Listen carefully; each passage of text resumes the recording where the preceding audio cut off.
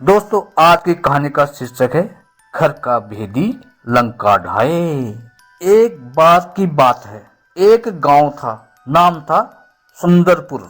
गांव बहुत प्यारा था, चारों ओर खेत, तालाब, हरियाली और खुशहाल लोग। गांव का प्रधान था रामू काका, सीधे साधे, ईमानदार और सबके अपने। गांव में कोई भूखा नहीं सोता था, सब एक दूसरे के काम आते थे। लेकिन कहते हैं ना, जब सुख ज्यादा हो जाए तो किसी न किसी की नजर लग ही जाती है। गांव के बाहर जंगल में कुछ लुटेरे रहते थे। एक रात अपने ठिकाने पर आग के पास बैठे थे।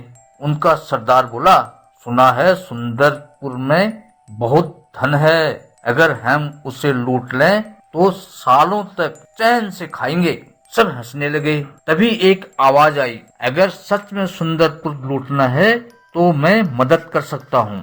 सबने देखा, गांव का ही आदमी वहाँ खड़ा था और उसका नाम था गोपाल, रामू काका का ही गांव वाला, पर बहुत लालची था। गोपाल बोला, मुझे थोड़ा सोना दे दो, मैं तुम्हें बता दूंगा कौन से घर में क्या रखा है और किस रास्ते से जाना है। लुटेरे खुश हो गए, सोना दिखाया और गोपाल बन गया अपने ही गांव का गद्दार। रात हुई, आसमान में चांद बादलों में छिपा हुआ था। लुटेरे गांव की ओर बढ़े, आगे आगे गोपाल, पीछे पीछे हथियार लिए लुटेरे। लोग एकदम गहरी नींद में सो रहे थे।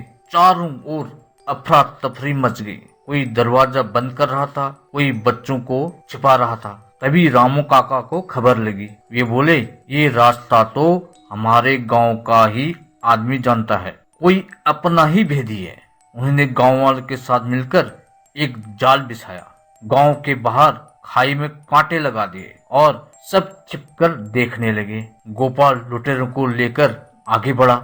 यहीं से चलो, यही रास्ता सबसे आसान है, गोपाल ने कहा। लेकिन वही रास्ता था खाई का। सब धम नीचे गिर पड़े।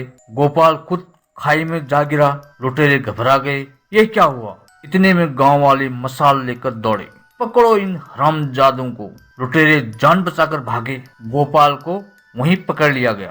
अब सुबह हुई, गांव की पंचायत लगी, सारे गांव वाले इकट्ठे हो गए। रामू काका बोले, जिसने अपने गांव को जलाया वो कभी चैन से नहीं जी सकता। गोपाल एकदम सिर झुकाए खड़ा था, उसके आंसू बह रहे थे। गांव वालों ने फैसला किया, उसे इस गांव से निकाल दिया जाए। फिर धीरे धीरे गांव वालों में शांति लौट आई। बच्चे फिर से खेलने लगे और खेतों में फिर हरियाली लौट आई। दोस्तों, यह कहानी हमें यही सिखाती है, अपने ही घर से धोखा करने वाला कभी सुखी नहीं रह सकता, क्योंकि घर का भेदी आखिर लंका ढा ही देता है। दोस्तों, कहानी अच्छी लगे तो एक छोटा सा प्यारा सा कमेंट कर देना, हो सके तो वीडियो को शेयर कर देना। ऐसी मार्मिक कहानी देखने के लिए मनमोहक कहानी को सब्सक्राइब करना ना भूलें।